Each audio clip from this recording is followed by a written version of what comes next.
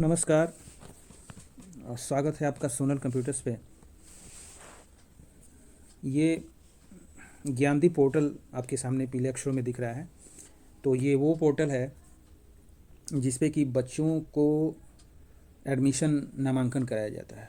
मतलब उन बच्चों के लिए इस पोर्टल पे नामांकन कराया जा रहा है जो अलाभकारी समूह से आते हैं। मतलब अलाभकारी का मतलब कि मान के चलिए कि अनुसूचित जनजाति जाति, उसके बाद EWS अत्यंत पिछड़ा वर्ग, ये सारे मतलब कैंडिडेट्स के जो बच्चे हैं उनके नामांकन के लिए ये पोर्टल ओपन हुआ है। तो आप इस पोर्टल पे उन विद्यालयों में एडमिशन बच्चों का करा सकते हैं, नामांकन करा सकते हैं जो कि निजी विद्यालय हैं, मतलब प्राइवेट स्कूल हैं और प्राधिकृत हैं, यानी कि CBSE एफिलेटेड हैं। वैसे स्कूल नहीं जो कि CBSE से एफिलेटेड नहीं है। तो CBSE से जो एफिलेटेड हैं उनका आप ये ज्ञानदीप पोर्टल पे नामांकन करा सकते हैं। इस वीडियो में हम जानेंगे कि क्या क्या पात्रता है आपका ज्ञानदीप पोर्टल पे बच्चों के नामांकन का और क्या क्या ज़रूरी डॉक्यूमेंट्स आपको लगेंगे। तो बहुत सारी बातें हम ऑनलाइन कैसे करेंगे अप्लाई और कब तक करेंगे, ये सारी बातें इस वीडियो में हम विस्तार से बताएंगे। लेकिन इससे पहले मेरे चैनल को आप सब्सक्राइब कर लें और बेल आइकन को भी प्रेस करना ना भूलिएगा, ताकि जितने भी बच्चे हैं उनके अभिभावक तक ये मेरा संदेश पहुंच सके। तो चलिए हम जान लेते हैं इसके बारे में फटाफट। तो ये ज्ञानदीप जो पोर्टल है उस पर जो नामांकन हो रहा है तो वो शिक्षा का अधिकार अधिनियम 2019 की धारा 12(1)(c) के तहत ये प्राधिकृत निजी विद्यालय में एडमिशन हो रहा है, मतलब जो CBSE एफिलेटेड है। और अगर हम बात इसकी अंतिम तिथि की करें तो 25 जनवरी 2025 तक है। 25 जनवरी तक है एडमिशन कराने का डेट। हो सकता है कि उसके बाद वो डेट बढ़े भी, लेकिन अभी आप अंतिम तिथि का इंतज़ार नहीं करेंगे। 25 जनवरी तक ही आपके अनुसार लास्ट डेट है, उससे पहले आप जा करके करा लेंगे। इसका मतलब एडमिशन कराने का उद्देश्य क्या है, तो आपको बता दें कि शिक्षा का अधिकार अधिनियम 2009 में आपको पारित हुआ था, आपको पता भी है, राइट टू एजुकेशन RTE। तो RTE के तहत ही उसकी एक धारा है 12(1)(c). उसमें जो RTE अधिनियम है ना 2009 में जो पारित हुआ था, तो उसमें एक धारा है 12(1)(c). तो उसी के तहत प्रस्वीकृत प्राप्त निजी विद्यालयों में, मतलब प्राइवेट स्कूल में 25% अलाभकारी समूह एवं कमज़ोर वर्ग श्रेणी के विद्यार्थियों का नामांकन किया जाना है। ठीक है, मतलब 25%, बाकी 75% में सभी लोग आएंगे, लेकिन 25% जो सीट होंगे वो अलाभकारी समूह, ठीक है, और कमज़ोर वर्ग यानी EWS जिनको कि 10% आरक्षण दिया गया है गवर्नमेंट के द्वारा, तो उन विद्यालयों का नामांकन किया जाना ही इस ज्ञानदीप पोर्टल का उद्देश्य है। गवर्नमेंट का भी ये उद्देश्य है। तो चलिए हम आगे जान लेते हैं कि इसमें नामांकन के लिए पात्रता क्या है, मतलब एलिजिबिलिटी क्या होनी चाहिए आपके बच्चे में। तो ये जान लेते हैं। तो नामांकन हेतु पात्रता आप देख लीजिए। अलाभकारी समूह, तो मैंने बताया कि इस समूह के अंतर्गत अनुसूचित जाति, अनुसूचित जनजाति, पिछड़ा वर्ग, अत्यंत पिछड़ा वर्ग एवं अल्पसंख्यक समूह के बच्चे जिनके माता पिता वैधानिक अभिभावक की वार्षिक आय 1 लाख से कम हो, ध्यान रखिएगा।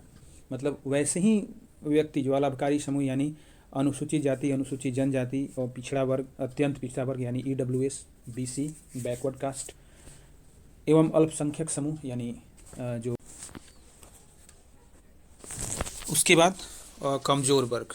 तो आपको बता दें कि इस वर्ग के अंतर्गत सभी जातियां, मतलब आपको पता होगा कि EWS के लिए 10% का भी आरक्षण दिया गया है।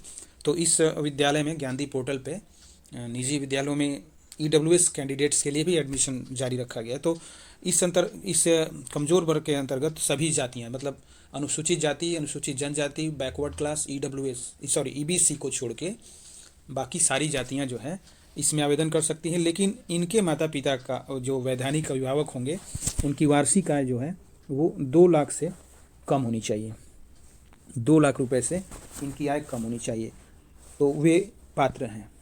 उसके बाद हम आयु सीमा की अगर बात करें तो वैसे विद्यार्थी जिनकी आयु 1 अप्रैल 2025 तक 6 वर्ष से अधिक ना हो, माफ़ कीजिएगा, 1 अप्रैल 2025 तक 6 वर्ष से अधिक हो, और 2 अप्रैल 2017 से लेके 1 अप्रैल 2019 के बीच जन्म लिए बच्चे ही प्रवेश के पात्र होंगे। तो आप अपने बच्चे का जन्म तिथि, डेट ऑफ बर्थ वगैरह मिला लीजिएगा, डेट ऑफ बर्थ मिला लीजिएगा कि मतलब उसका डेट ऑफ बर्थ क्या है, उसी के अनुसार आप उनका नामांकन करा सकते हैं। तो ये डेडलाइन देख लीजिए, आपका 1 अप्रैल 2025 तक 6 वर्ष से अधिक हो उसका आयु, और ये भी ध्यान रखिएगा कि 2 अप्रैल 2017 से 1 अप्रैल 2019 के बीच जन्म लिया हुआ है बच्चा आपका, उसके पहले और उसके बाद वाले बच्चे का इसमें नामांकन नहीं होगा, वे पात्र नहीं होंगे। चलिए आगे देख लेते हैं महत्वपूर्ण दस्तावेज के बारे में। तो महत्वपूर्ण दस्तावेज का मतलब इम्पॉर्टेंट डॉक्यूमेंट्स क्या क्या लगेंगे आपको। तो सबसे पहला आपका जन्म प्रमाण पत्र लगेगा, उसके बाद जाति प्रमाण पत्र, आय प्रमाण पत्र, इनकम सर्टिफिकेट, और ध्यान रखिएगा कि उसमें आय आपका वहीं शो होना चाहिए, गलत तो शो नहीं करना है, लेकिन आपका आय वहीं शो होना चाहिए जो कि डिमांडेबल है। मतलब अगर आप अलाभकारी समूह में हैं, यानी कि अनुसूचित जाति, अनुसूचित जनजाति, बीसी और ईबीसी के अंतर्गत हैं, तो आपका 1 लाख से कम हो, और अगर आप ईडब्ल्यूएस में हैं तो 2 लाख से अधिक ना हो आपकी आय। ठीक है। निवास प्रमाण पत्र, डोमिसाइल होना चाहिए, मतलब भारत के किसी भी मतलब राज्य में के निवासी हैं, लेकिन उसका आपको डोमिसाइल होना चाहिए, आपका निवास होना चाहिए। माता पिता एवं अभिभावक का आधार कार्ड, अगर पेरेंट्स हैं तो उनका भी आधार कार्ड लगेगा। जिन बच्चों के पेरेंट्स अलाइव नहीं है, मतलब जिंदा नहीं है, उनके अभिभावक का आधार कार्ड लगेगा, ध्यान रखिएगा। और माता पिता या अभिभावक का मोबाइल नंबर, एक मोबाइल नंबर होना चाहिए। बच्चे का अद्यतन रंगीन पासपोर्ट साइज फ़ोटो, एक पासपोर्ट साइज फ़ोटो आप बच्चे का ले लीजिएगा। ठीक है। तो उसका पासपोर्ट साइज फ़ोटो बच्चे का लगेगा, अद्यतन होना चाहिए, नया होना चाहिए, अपडेटेड होना चाहिए। मतलब ध्यान रखिएगा कि 2 महीना 1 महीना से पहले का फ़ोटो हो सके तो इमीडिएट जा कर के फ़ोटो बनवा लें, तभी जा कर के अप्लाई करें। और नामांकन से संबंधित महत्वपूर्ण तिथि आपको बता दें कि 26 दिसंबर 2024 से ही ये प्रारंभ हो चुकी है, और 25 जनवरी 2025 तक डेडलाइन है इसका। ठीक है। तो आप इसी बीच में जा कर के आवेदन करेंगे, और पंजीकृत छात्रों का सत्यापन होगा। जब आप आवेदन का जो डेडलाइन लास्ट डेट समाप्त हो जाएगा, तो आपके बच्चे का वेरिफिकेशन होगा, मतलब उसकी स्क्रूटनी की जाएगी, वो की जाएगी 30 दिसंबर 2024 से लेकर 10 फरवरी 2025 तक। क्योंकि आपका नए सेशन में एडमिशन होना है, तो 10 फरवरी 2025 तक आपको कुछ नहीं करना है, आवेदन करके आराम से बैठना है और देखते रहना है न्यूज़ वगैरह। हमारे चैनल को सब्सक्राइब भी करते रहना है ताकि आप तक मेरा इससे रिलेटेड नोटिफिकेशन पहुंचता रहे। उसके बाद सत्यापित छात्रों का ऑनलाइन स्कूल आवंटन। तो जो भी सत्यापित स्टूडेंट हैं, वेरीफाइड स्टूडेंट हैं, उनका ऑनलाइन स्कूल आवंटन होगा, वो होगा 15 फरवरी 2025 तक। और सत्यापित छात्रों का ऑनलाइन स्कूल आवंटन ये 16 फरवरी 2025 से 18 फरवरी 2025 तक चलेगा। मतलब 15 फरवरी से स्टार्ट हो जाएगा आपका, 16 से 28 के बीच में, 28 फरवरी, तो उसके बीच में आपका नामांकन का ऑनलाइन जो भी अलॉटमेंट हुआ होगा स्कूल का, तो वो अलॉटमेंट आपको दिख जाएगा। ठीक है।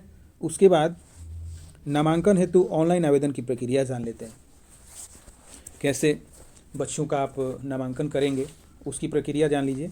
तो सबसे पहले ज्ञानदीप पोर्टल पर बच्चों का सबसे पहले पंजीकरण किया जाएगा। आपका बच्चे का आधार कार्ड हो तो वो आधार कार्ड, अभिभावक का मोबाइल नंबर, ईमेल आईडी और ये आधार कार्ड से पंजीकरण होगा।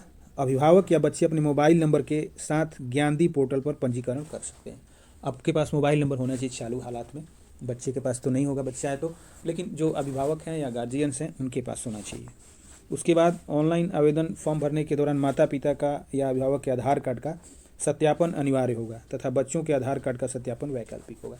उसी पोर्टल पे ही आपके आधार कार्ड का भी सत्यापन किया जाएगा ताकि कोई भी फर्जी तरीके से नामांकन इसमें न ले सके। और पंजीकरण रजिस्ट्रेशन के बाद नामांकन फॉर्म भरने के लिए बच्चों का यूजर आईडी पंजीकरण के समय दिए गए मोबाइल नंबर पर मैसेज के माध्यम से भेजा जाएगा। अगर आपको आएगा तो कर लीजिएगा, मैं तो यह पोर्टल आपको दे ही दिया हूँ, वहाँ पे आप आसानी से कर सकेंगे, कोई खास चीज़ नहीं। मैं इस पर एक अलग से वीडियो बना दूंगा, आपको टेंशन नहीं लेना है।